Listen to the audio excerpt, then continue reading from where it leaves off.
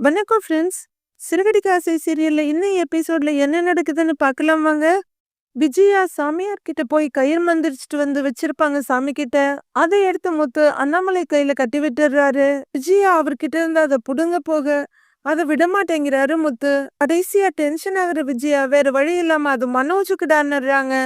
ஓஹோ, உங்க புள்ள நல்லா இருக்கணும்னு மந்திரிச்சு வாங்கிட்டு வந்திருக்கீங்களா? அப்புறம் என்ன, அப்பா கையில இருந்தா அப்பா நல்லா இருப்பாரு, குடும்பமும் நல்லா இருக்கும் அப்படின்னு முத்து சொல்ல, ஐயோ அது இல்லடா, இது வேற வேற விஷயம்னு விஜயா சொல்ல, அப்படி என்ன விஷயம்னு முத்து கேக்குறாரு. முத்து, நீ ஒரு நிமிஷம் அமைதியாரு அப்படிங்கிற அண்ணாமலை நைஸா விஜயா பக்கத்துல வந்து, எதுக்கு இவ்வளோ பதட்டமா இருக்கன்னு கேக்குறாரு. ஏங்க, அது உங்க கையில இருந்தா நீங்களும் நானும் பிரிஞ்சு அப்படின்னு ஆரம்பிக்கிற விஜயா, ஐயோ அது உங்க கையில இருக்க கூடாது, மனோஜுக்கு தான் கட்டணுங்கிறாங்க. அதுவரையிலும் ஒட்டக மாதிரி தலையை நீட்டி கேட்டுட்டு இருந்த ரெண்டு பேரும் அப்படி என்ன ஸ்பெஷல்னு கேக்குறாரு முத்து. ஜியாவுக்கு சொல்லவும் முடியல விடவும் முடியல, தலையில அடிச்சுக்கிட்டு, டேய் மடையா, மனோஜுக்கு சீக்கிரம் குழந்தை பிறக்கணும்னு வேண்டி வாங்கினது அப்படின்னு விஜயா சமாளிச்சு முடிச்சிட, என்னது குழந்தை பிறக்கிறதுக்கா? ஐயோ அப்பா கழட்டுப்பா, கைய காட்டுப்பா அப்படிங்கிற முத்து அண்ணாமலை கையில இருந்து வேக வேகமா கழட்ட, டேய் டேய் பாத்துடாங்கிறாரு அவரு. ஒரு பக்கம் பாத்து பாத்துன்னு சொல்லிட்டு இருக்க. இதெல்லாம் வேடிக்கை பார்த்துட்டு இருக்க மீனா சிரியா சிரிக்கிறாங்க. நல்ல வேலை இப்பயாவது சொன்னீங்கன்னு அம்மா கிட்ட சொல்லிட்டு கைய காட்டுப்பான்னு இந்த பக்கம் அந்த பக்கம்னு திருப்பி கைய கழட்டிட்டு இருக்காரு முத்து. முத்து கழட்டுற வேகத்துல பாத்து பாத்துங்கிறாரு அண்ணாமலை. படக்குன்னு கழட்டி இந்தாங்கன்னு அம்மா கிட்ட கொடுத்துடுறாரு முத்து. என்ன ஏதுன்னு தெரியாம கட்டிட்டான்னு அண்ணாமலை சொல்லிட்டு இருக்க. ஏய் என்னடி சிரிப்பு, சிரிப்பு வேண்டி கிடக்க உனக்குன்னு மீனா கிட்ட பாய. ஒன்னும் இல்லைங்கத்தாங்கிறாங்க மீனா. அப்பா, இது வேற தெரியாம நான் உன் கையில கொண்டு வந்து கட்டிட்டேன்ப்பா, அப்புறம் 4வது புள்ள பிறந்திருக்கும்பா அப்படின்னு முத்து சொல்ல, ச்சே அப்படின்னு சொல்லிட்டு விஜயா அங்க போறாங்க. டேய் விவஸ்தை இல்லாம பேசாதடா அப்படின்னு அண்ணாமலை முத்துக்கிட்ட சொல்றாரு. அப்பா அம்மா அப்படின்னு பிச்சைக்காரி மாதிரியே கத்திக்கிட்டு மனோஜ் உள்ளர வர, டேய் வாடா, என் கூட வாடான்னு மனோஜ கைய புடிச்சு இழுத்துட்டு போறாங்க விஜயா. அப்பா, அந்த கயிறை கூட உள்ள கொண்டு போய் தான் கட்டுவாங்களா அப்படின்னு முத்து சத்தமா கேட்க, அவ என்னமோ பண்ணிட்டு போறா, விடுடா, நீ வேலை பாருங்கிறாரு அண்ணாமலை. மீனா முத்துவை பார்த்து நக்கலா சிரிக்க, என்ன சிரிப்பு உனக்குன்னு கேக்குறாரு. தேவையா உங்களுக்கு இதெல்லாம் அப்படின்னு மீனாவும் கேட்டு சிரிக்க, முத்து கடுப்பா அங்க இருந்து போயிடுறாரு.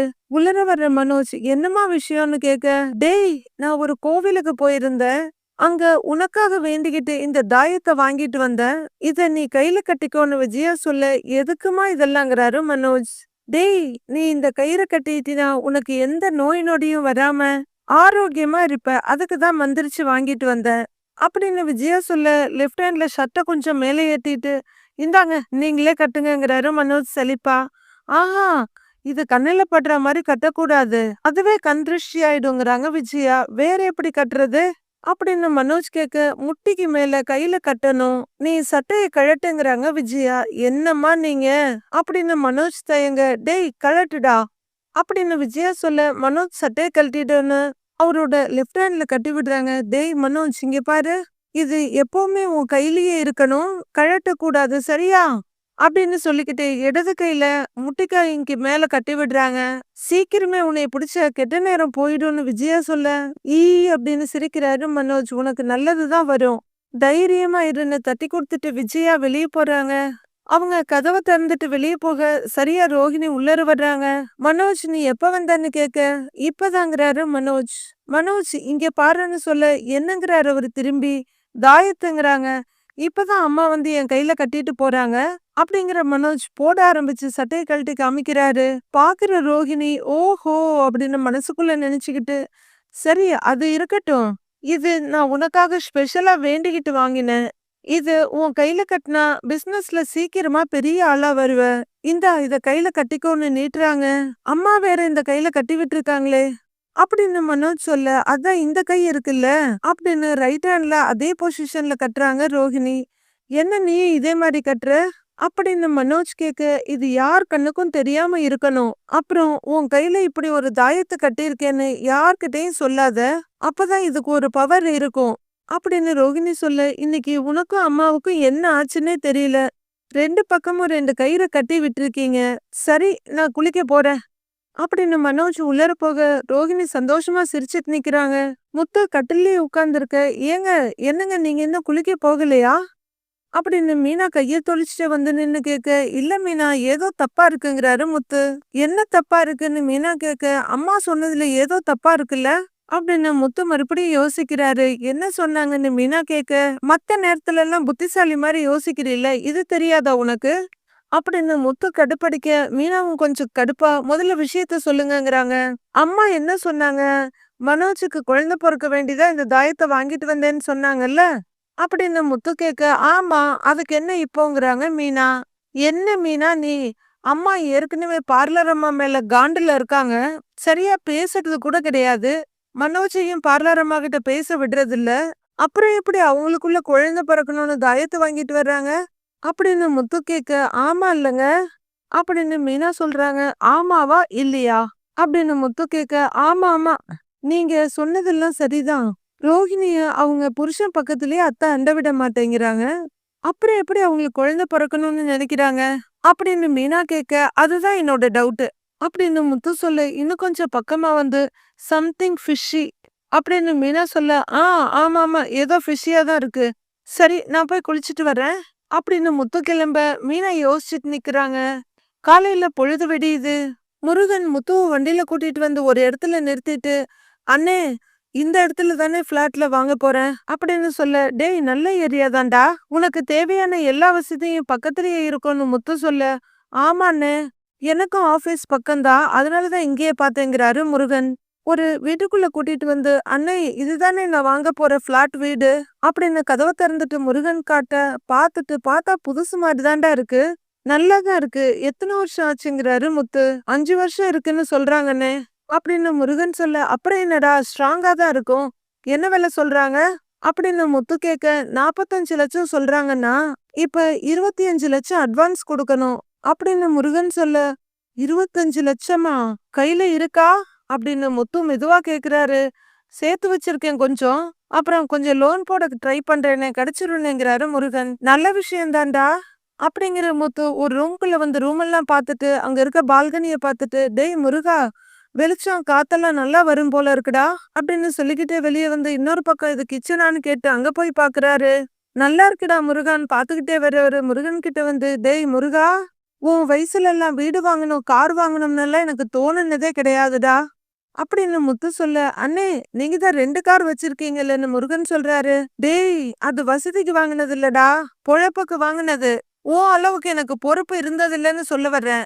நீ கல்யாணத்துக்கு முன்னாடியே அக்மார் குடும்பஸ்தன் ஆயிட்ட, வீடு நல்லா இருக்குடா சீக்கிரமா வாங்கிடு அப்படின்னு முத்து சொல்ல, நீங்க சொல்லிட்டே இல்லைங்கன்னு அதுவே போதுன்னு, அப்புறம்னு நான் கல்யாணம் பண்ணிக்க போற பொண்ணு வர்றாங்க, அப்படியே அவங்கள இன்ட்ரோ பண்றேங்கிறாரு முருகன்.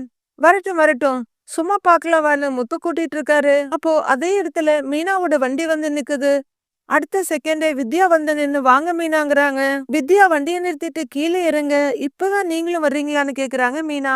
ஆமாங்க மீனா வாங்க போலாம் அப்படின்னு வித்யா சொல்ல, மீனாவும் வண்டியை பூட்டிட்டு 2 பேரும் போறாங்க. வாங்க வாங்கன்னு ஆர்வமா வித்யா கூட்டிட்டு வீட்டுக்குள்ள வந்துட்டு முருகன்னு கூப்பிடுறாங்க. வாங்க உங்களுக்காக தான் வெயிட் பண்ணிட்டு இருக்கேன், நான் சொன்னேன்ல ஒரு அண்ணனை கூட்டிட்டு வரேன்னு அப்படின்னு முருகன் சொல்ல, நானும் என் ஃப்ரெண்ட கூட்டிட்டு தான் வந்திருக்கேன், மீனா வாங்க அப்படின்னு கூப்பிட மீனா உள்ளேற வர்றாங்க.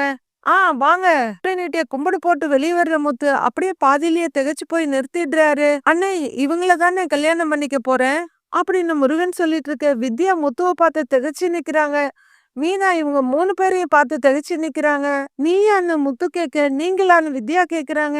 நீயான்னு முருகனை பார்த்து மீனா கேட்க, சிஸ்டர் நீங்களா அப்படின்னு அவரு கேக்குறாரு. நீ ஏன் இங்க வந்த அப்படின்னு மீனா கிட்ட கேட்க, நீங்க எங்க இங்க அப்படின்னு மீனா கேக்குறாங்க.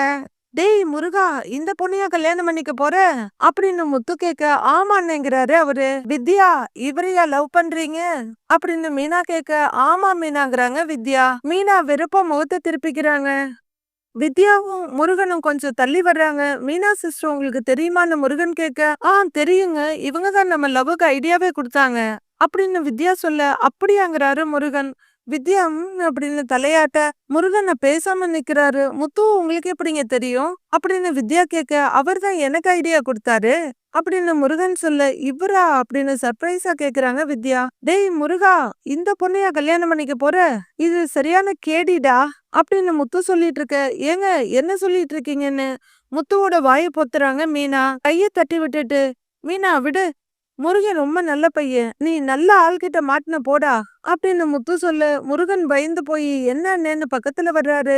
டேய், உன் ஃப்ரெண்ட பத்தி சொல்லு, உன்னை பத்தி சொல்றேன்னு சொல்லுவாங்கல்ல, இதோட ஃப்ரெண்டு பயங்கரமான ஃப்ராடு, அப்ப இது எப்படி இருக்கும் பாருன்னு சொல்ல, ஏங்க அப்படின்னு முத்துவ கொஞ்சம் தூரம் தள்ளிட்டு வந்து, ரோஹிணி பண்ண தப்புக்கு வித்யாவை ஏங்க தப்பு சொல்றீங்க அப்படின்னு மீனா கொஞ்சம் கோவமா கேட்க, மீனா இதுக்கும் எல்லா உண்மையும் தெரியும்ல, இதுவும் சேர்ந்து தானே ஏமாத்தி இருக்கு, என் போன் காணா போன விஷயத்திலே இதுக்கு மேல எனக்கு டவுட் இருக்கு அப்படின்னு முத்து சொல்ல, என்ன வித்யா அண்ணன் என்னென்னமோ சொல்றாருன்னு முருகன் கொஞ்சம் பயமா கேக்குறாரு.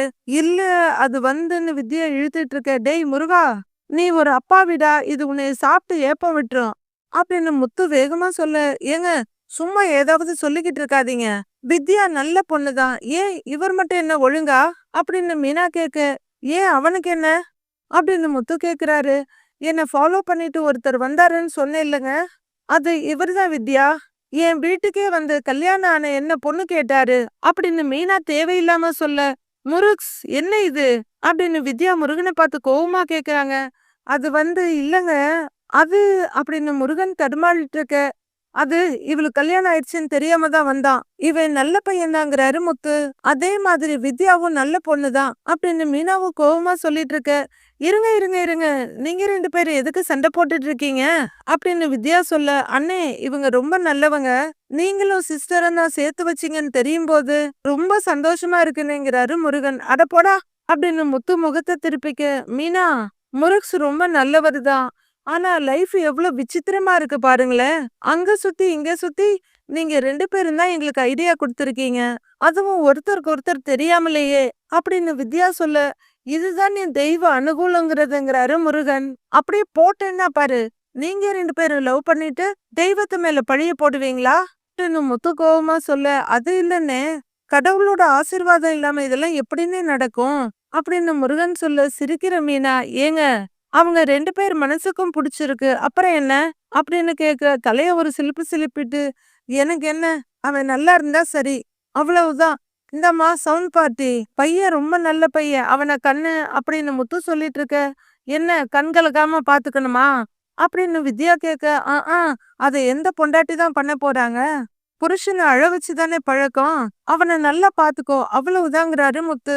அண்ணே நீங்க 2 பேர் தான் எங்க கல்யாணத்தை நடத்தி வைக்கணுங்கிறாரு முருகன். எங்களுக்கு மந்திரம்லாம் ஓத தெரியாதுடா அப்படின்னு முத்து சொல்ல, அது இல்லன்னு முன்ன நின்னு நடத்தி வைக்கணுங்கிறாரு முருகன். எங்க வாழ்க்கைய ஆரம்பிச்சு வைக்கணுங்கிறாரு அவரு. மீனா இவர் சொல்றதுதான் கரெக்ட், நீங்க தான் எங்க மேரேஜ நடத்தி வைக்கணும் அப்படின்னு வித்யாவும் சொல்ல, மீனா போற போக்க பார்த்தா இந்த கல்யாணம் பண்ணி வைக்கிறதுக்கெல்லாம் ஒரு அமைப்பு இருக்கும் பாரு, அது என்னடா அது மாந்திரமோனியா என்னது அது அப்படின்னு முத்து சொல்ல, மேட்ரிமோனி அப்படின்னு முருகன் சொல்ல, அதை ஆரம்பிச்சிட வேண்டியதுதான் போல இருக்கு அப்படின்னு முத்து சொல்ல, மீனா சிரிக்கிறாங்க. அண்ணே நீங்க அப்படி ஆரம்பிச்சீங்கன்னா கூட நிறைய பேருக்கு நல்லது நடக்கும்னுங்கிறாரு முருகன். டேய், எங்களுக்கு என்ன வேற வேலை இல்லையா, அவன் இருக்கிற பொழப்பைய பார்க்க முடியாம இருக்கிறான் அப்படின்னு முத்து சொல்லிட்டு இருக்க. அப்புறம் வித்யா எப்ப கல்யாணம்னு மீனா கேக்குறாங்க. சிஸ்டர், இந்த வீடு கிரகப்பிரவேசம் முடிச்ச உடனே கல்யாணம் தான் அப்படின்னு முருகன் சொல்ல, சரி மீனா வாங்கன்னு சிரிச்சுக்கிட்டு மீனாவை வீட்டை காட்ட கூட்டிட்டு போறாங்க வித்யா. அப்புறம் முருகா, வீடெல்லாம் வாங்க போற, பார்ட்டிலாம் எப்ப குடுக்கறேன்னு கேட்க, 4 போன மீனா வேகமா திரும்பி வர்றாங்க. இங்க பாருங்க, இவருக்கு நீங்க பார்ட்டியெல்லாம் கொடுத்துக்கிட்டு இருந்தீங்க, வித்யா கிட்ட சொல்லி கல்யாணம் பண்ணிக்கணுமான்னு யோசிக்க சொல்லிடுவேன் அப்படின்னு மீனா சொல்ல, முருகன் அப்படியே பயந்து போய் பாக்குறாரு. என்ன மீனா சொல்றீங்க அப்படின்னு வித்யா பயந்து போய் பார்த்துட்டு மீனா கண்ணடிக்கிறத பார்த்தோன்னா, நீங்க சொன்னா சரியாதான் இருக்கும் அப்படின்னு வித்யாவும் பல்ட்டி அடிச்சுட்டு, ஐயோ அண்ணே நீங்க என்ன வேணும்னாலும் கேளுங்க, பார்ட்டி மட்டும் கேட்காதீங்க, மொட்டை மாடிக்கு போலாம் வாங்கன்னு முத்துவும் இழுத்துக்கிட்டு முருகன் போயிடுறாரு. டேய் டேய் டேய் டேய், இருடா வர்ற இருடான்னு முத்து சொல்ல சொல்ல அவர் இழுத்துக்கிட்டு முருகன் போயிடுறாரு. சிரிக்கிற 2 லேடிஸும் வாங்கன்னு அந்த பக்கமா போயிடுறாங்க. வீட்ல ரோஹிணி ஐரன் பண்ணிட்டு இருக்காங்க. தேய்ச்சிட்டு இருக்கவங்களுக்கு டக்குன்னு மனோஜ் சட்டை காய போட்டிருந்தோமேன்ற ஞாபகம் வர அயன் பாக்ஸ் அப்படியே வச்சுட்டு வெளியே போறாங்க. அப்ப மனோஜ் குளிச்சுட்டு பாத்ரூம்ல இருந்து வெளியே வர்றாரு. கண்ணாடி எடுத்து போட்டுக்கிட்டு பேண்ட் அங்க தேய்ச்சி வச்சிருக்கத பார்த்த உடனே போட்டுக்கலாம் அப்படின்னு எடுக்கிற ஒரு அசால்ட்டா எடுக்க அங்க அயன் பாக்ஸ்ல சுட்டுக்கிறாரு. உடனே ஓ ஐயோ ஐயோ அப்படின்னு குதியா குதிக்க வெளியே போன ரோஹிணி சட்டை எடுத்துட்டு உள்ளர வர்றாங்க. மனோஜ் தையா தக்கான்னு குதிக்கிறத பார்த்து, ஐயோ மனோஜ் என்னாச்சு அப்படின்னு கேட்டுட்டு கொண்டு வந்த ஷர்ட்டை தூக்கி போட்டுட்டு, என்னாச்சு உனக்குன்னு கைய பிடிச்சு பாக்குறாங்க. எங்க போன நீ அப்படின்னு மனோஜ் கேட்க, உன் ஷர்ட் மேல காய போட்டிருந்தேன், அதை எடுக்க போனேன் அப்படின்னு ரோகிணி சொல்ல, அந்த அயன் பாக்ஸை யார் அங்க வச்சதுன்னு கேக்குறாரு மனோஜ். நான் தான் வச்சேன் அப்படின்னு ரோகிணி சொல்ல, அறிவு இருக்கா உனக்கு அப்படின்னு மனோஜ் கையில பட்ட எரிச்சலோடையும் வலியோடையும் கத்த, இப்ப ஏன் கத்துற அப்படின்னு ரோகிணி கேட்க, அப்படியே ஆன்லயே வச்சுட்டு போயிருக்க அப்படின்னு மனோஜ் கேட்க, ஷோ நான் மறந்தே போயிட்டேன், அது ஆட்டோமேட்டிக் அயன் பாக்ஸ், அதுக்கு ஒண்ணுமே ஆகாதுங்கிறாங்க ரோகிணி. அதுக்கு ஒண்ணும் ஆகாது, இங்க எனக்கு தான் ஆயிருக்கு. அப்படி என்ன உனக்கு மறதி, அப்படியே ஆன்லயே விட்டுட்டு போயிருக்க, கொஞ்சம் கூட சென்ஸ் இல்ல அப்படின்னு மனோஜ் கத்த, உனக்கு சென்ஸ் இருக்கா, நான் அயன் பாக்ஸ் ஆன் பண்ணி நிக்க வச்சிருக்கேன் அப்படின்னா என்ன அர்த்தம், அது ஹீட்டா இருக்குன்னு அர்த்தம், இது கூட உனக்கு தெரியாதா அப்படின்னு ரோகிணி பதிலுக்கு கத்த, எனக்கு இருக்க டென்ஷனுக்கு அயன் பாக்ஸ் ஆன்ல இருக்கா ஆஃப்ல இருக்கா நான் பாப்பேன், நானே டைம் ஆச்சுன்னு கிளம்பிக்கிட்டு இருக்கேன் அப்படின்னு மனோஜ் கத்த, ஏன் எனக்கெல்லாம் டைம் ஆகாதா, நானும் தான் பார்லர் போகணும், இருந்தாலும் உன் ஷர்ட்டெல்லாம் அயன் பண்ணி வச்சேன் பாரு, என்ன சொல்லணும் அப்படின்னு ரோகிணி கத்திட்டு இருக்க. பக்கத்து ரூம்ல இருந்து விஜயா வெளியே வர்றாங்க. பண்றதெல்லாம் பண்ணிட்டு ஏன் மேல தப்பு இருக்க மாதிரி பேசாத, ஐயோ கை எரியுதே அப்படின்னு மனோஜ் இங்கேயும் அங்கேயுமா நடந்துட்டு இருக்க. ஆமா, நீ எதையுமே கவனிக்காம உன் மைண்ட எங்கேயோ வச்சுட்டு இருந்தா அப்படிதான் ஆகும் அப்படின்னு ரோகிணியும் கத்த, என்ன ஓவரா பேசிட்டு இருக்கிற அப்படின்னு மனோஜ் பதிலுக்கு கத்திக்கிட்டு இருக்க. இதெல்லாம் வெளியே நின்னு ஒட்டு கேக்குற விஜயா, ஓகே ஸ்டார்ட் ஆயிடுச்சு, தாயத்து வேலை செய்ய ஆரம்பிச்சிருச்சு போல இருக்கே அப்படின்னு விஜயா சந்தோஷமா நினைச்சிட்டு இருக்க. சும்மா கத்திக்கிட்டே இருக்காத மனோஜ் அப்படின்னு ரோஹிணி கத்த, என்ன என்னைய கத்தாதன்னு சொல்ற அப்படின்னு மனோஜ் கேட்டுட்டு இருக்க. உள்ளர வர்ற விஜயா, என்னாச்சு மனோஜ் என்னாச்சுன்னு கேட்க, பாருமா அயன் பாக்ஸ் இப்படி ஆன்ல வச்சுட்டு போயிட்டா, நான் கைய சுட்டுக்கிட்டேம்மான்னு கைய நீட்டி காமிக்கிறாரு. உடனே டென்ஷனா திரும்புற விஜயா, ஏண்டி அயன் பாக்ஸ் அப்படியேவா வச்சுட்டு போவ அப்படின்னு கத்த. இதுவரை கத்திட்டு இருந்த ரோஹிணி அடங்கி, இல்ல ஆண்டி, அது மேல ஷர்ட் எடுக்க போனேன், அதனால கவனம் இல்லாம அப்படின்னு மெதுவா சொல்ல. அப்படி என்னத்துல தாண்டி கவனம் இருக்கு உனக்கு, உன்னை பத்தி என்னெல்லாம் பெருமையா நினைச்சேனோ அது எல்லாமே மாறி போச்சு, ஒரு சின்ன வேலையை கூட ஒழுங்கா செய்ய தெரியாதா உனக்கு, அயன் பாக்ஸ் அப்படியேவா வச்சுட்டு போவ, கொஞ்சம் கூட பொறுப்பு இல்லையா, இது கூடவா உனக்கு தெரியல அப்படின்னு விஜயா கத்திக்கிட்டு இருக்க. ரோஹிணி தலைய குனிஞ்சு நிக்கிறாங்க. மனோஜ் கைய காட்டு அப்படின்னு கைய எடுத்து பாக்குறவங்க ஊதி விட்டுட்டு, ஐயோ நல்லா வெந்து போயிருக்கு, ஏண்டி வேணும்னு இதெல்லாம் பண்ணிட்டு இருக்கியா நீ அப்படின்னு விஜயா மறுபடியும் ரோஹிணி கிட்ட கத்த. அப்படிலாம் இல்ல ஆண்டி, தெரியாம தானே, மெதுவா சொல்ல, பேசாதடி, எல்லாம் என்ன சொல்லணும், துப்பு கேட்டவள என் பிள்ளைக்கு கல்யாணம் பண்ணி வச்சு நானே அவன் வாழ்க்கையை கெடுத்துட்டேன், முதல்ல என்னைய ஏமாத்தி என் பிள்ளைய கல்யாணம் பண்ணினேன், இப்ப கொஞ்சம் கொஞ்சமா என் பிள்ளைய கொன்னுடுவ போல இருக்கே அப்படின்னு விஜயா அபாண்டமா சொல்ல திகைச்சு போய் பாக்குறாங்க ரோஹிணி. மனோஜுக்குமே குழப்பமாகுது, என்ன அம்மா இப்படி எல்லாம் பேசுறாங்கன்னு. ரோஹிணி பரிதாபமா மனோஜ பாக்க. உடனே மனோஜ், போதும் விடுங்கம்மா, நான் தான் திட்டேன்ல, விடுங்க, சும்மா நீங்க வேற ஏதாவது சொல்லிக்கிட்டு அப்படின்னு விஜயா கிட்ட சொல்ல. இல்லடா அவ கொஞ்சம் கூட அப்படின்னு விஜயா ஆரம்பிச்சு சொல்லிட்டு இருக்கவே, போதுமா, நீங்க எதுக்கு இப்ப தேவையில்லாம கத்திக்கிட்டு இருக்கீங்க, முதல்ல வெளியில போங்க அப்படிங்கிற மனோஜ் திரும்பி நின்னுக்க. விஜயா அப்படியே ஸ்டன் ஆகி நிக்கிறாங்க. ரோஹிணி விஜயாவும் மனோஜ மாறி மாறி பாத்துக்கிட்டே இருக்காங்க. விஜயா அதிர்ச்சியோட மனோஜ் பக்கத்துல வந்து நின்னு, என்னடா சொன்ன, என்ன வெளியே போக சொன்னியா மனோஜ், நீதான் பேசுனியா அப்படின்னு கண்கள் கலங்க கேட்க. அம்மா, நான் உன்னை வீட்டை விட்டா போக சொன்னேன், இந்த ரூமை விட்டு தானே போக சொன்னேன், போங்கம்மா டைம் ஆச்சு, ஷோரூம் போகணும் அப்படின்னு சலிப்பா சொல்ல. ஓ, அப்ப என்ன வீட்டை விட்டு கூட வெளியே போக சொல்லுவியா அப்படின்னு விஜயா கேட்க. அம்மா ஏம்மா எது சொன்னாலும் ஏதாவது குறை கண்டுபிடிக்கிறீங்க, நான் தான் அவகிட்ட பேசிக்கிட்டு இருக்கேன்ல, நீங்க பாட்டுக்கு வந்து கத்துறீங்க, முதல்ல போங்கம்மா இங்க இருந்து அப்படின்னு மனோஜ் வாசலை நோக்கி கைய காமிக்க. விஜயா அப்படியே கண்ணுல கண்ணீரோட அதிர்ந்து போய் பாக்குறாங்க. ரோஹிணி மனசுக்குள்ள பூரிப்போட மனோஜையும் விஜயாவையும் மாறி மாறி பாத்துட்டு இருக்காங்க. போறேன்டா போறேன், என்னையவே வெளியே போக சொல்லிட்டல்ல, சந்தோஷம்னு கண்ணீரோட திரும்புற விஜயா ரோஹிணி ஒரு முறை முறைச்சிட்டு ரொம்ப தளர்வா நடந்து ரூம் கதவை திறந்துட்டு வெளியே போறாங்க. அவங்களால தாங்கிக்கவே முடியல, ரொம்ப நொந்து நடந்து போய் அவங்க சேர்ல கூட உட்காராம அங்க இருக்க சோஃபால உட்காடுறாங்க. கிச்சன்ல இருந்து வெளியே வர்ற மீனா இத பாத்துட்டு, ஏன் அத்தை அழுதுகிட்டு வர்றாங்க அப்படின்னு யோசிச்சுட்டு நிக்க. மீனா காஃபி கிடைக்குமா அப்படின்னு முத்து கேட்டுக்கிட்டே வர. வாங்க அப்படின்னு மீனா முத்து கூட்டிட்டு உள்ளர வந்து, அத்தை அழறாங்கங்கிறாங்க. எந்த அத்தைன்னு முத்து கேட்க. எனக்கு எத்தனை அத்தை இருக்காங்க, உங்க அம்மா தாங்கங்கிறாங்க மீனா. ஏன் மீனா, எங்க அம்மாவுக்கு மத்தவங்கள அழ வச்சுதான் பழக்கம்னு முத்து சொல்லிட்டு இருக்க. கத்தாதீங்க கத்தாதீங்க, மெதுவா பேசுங்க, அங்கதான் அத்தை இருக்காங்க அப்படின்னு மீனா காமிக்க அங்க இருந்த முத்து எட்டி பாக்குறாரு. சோஃபால உட்கார்ந்து அழுதுகிட்டு கண்ணை தொடச்சிட்டு இருக்காங்க விஜயா. ஆமா, அழுதுகிட்டு தான் இருக்காங்க. என்ன இப்படி உட்கார்ந்து அழுதுட்டு இருக்காங்க, என்னாச்சு அப்படின்னு முத்து கேட்க, தெரியலங்க, உங்க அண்ணன் ரூம்ல இருந்து வந்து உட்கார்ந்து அழுதுகிட்டே தான் இருக்காங்க அப்படின்னு மீனா சொல்ல, எதுக்கு இப்படி அழுவுறாங்க, நான் போய் கேக்குறேன்னு ஒரேட்ட எடுத்து வைக்கிற முத்து வேண்டான்னு தலையாட்டிக்கிறாரு. வேணாம், நான் போய் கேட்டா எதுவும் சொல்ல மாட்டாங்க, அப்பாட்ட சொல்லுவோம் அப்படின்னு முத்து சொல்ல, மீனாவும் சரின்னு தலையாட்டுறாங்க. முத்து நேரா ரூம்ல இருக்க அண்ணாமலை கிட்ட போறாரு. அவரு தலையை சீவிட்டு இந்த பக்கம் திரும்ப, அப்பா அம்மா அழுவுறாங்கப்பா அப்படின்னு முத்து சொல்ல, யாரோட அம்மான்னு நிதானமா கேக்குறாரு அவரு. பா, என்னோட அம்மாதான் அப்படின்னு முத்து சொல்ல, அவ ஏன்டா அழுகுறாங்கிறாரு அண்ணாமலை. தெரியலப்பா, வெளியே உட்கார்ந்து அழுதுட்டு இருக்காங்கப்பா அப்படின்னு முத்து சொல்ல, இத்தனை வருஷத்துல அவ அழுது நான் பார்த்ததே இல்ல.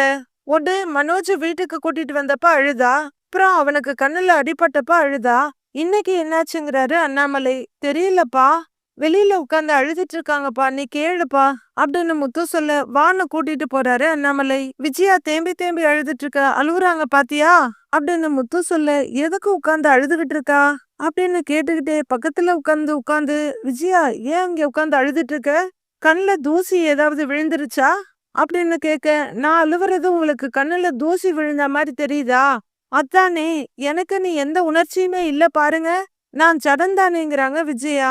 எதுக்கு இப்படி பேசுறேன்னு அண்ணாமலை கேக்குறாரு. அம்மா, அது வேற ஒண்ணும் இல்ல, இந்த சினிமாவில எல்லாம் காட்டுவாங்கல்ல, ஹீரோயின் வந்து அழுதுட்டு இருப்பாங்க, யாராவது வந்து என்னன்னு கேட்டா அத மறைக்கிறதுக்காக ஒண்ணும் இல்ல, கண்ணுல தூசி விழுந்துச்சுன்னு சொல்லுவாங்கல்ல, அந்த மாதிரி நீங்க ஏதாவது சொல்லுவீங்கன்னு தான் அப்பா முன்னாடியே கன்ஃபார்ம் பண்ணிட்டாருங்கிறாரு முத்து.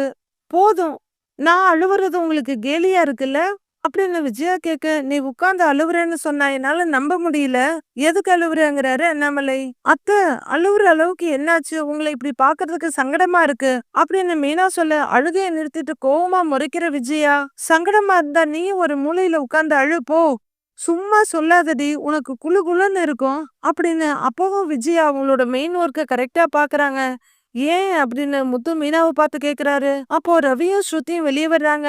முத்துவை பார்த்து என்னாச்சுன்னு கேட்க, அம்மா அழுவுறாங்கன்னு ஹஸ்கி வாய்ஸ்ல சொல்ல, என்ன அம்மா அழுவுறாங்களா அப்படிங்கிற ரவி விஜயாவோட கைய பிடிச்சி, அம்மா ஏம்மா என்னாச்சுமா, எதுக்கு அழுவுறீங்கிறாரு. ஸ்ருதி குனிஞ்சு பார்த்துட்டு, ஆமா கண்ணெல்லாம் கலங்கி இருக்கு, ஏதாவது காரமா சாப்பிட்டீங்களா அப்படின்னு கேட்க, ரவி ஸ்ருதி தலையில நங்கன்னு ஒரு கொட்டு வைக்கிறாரு.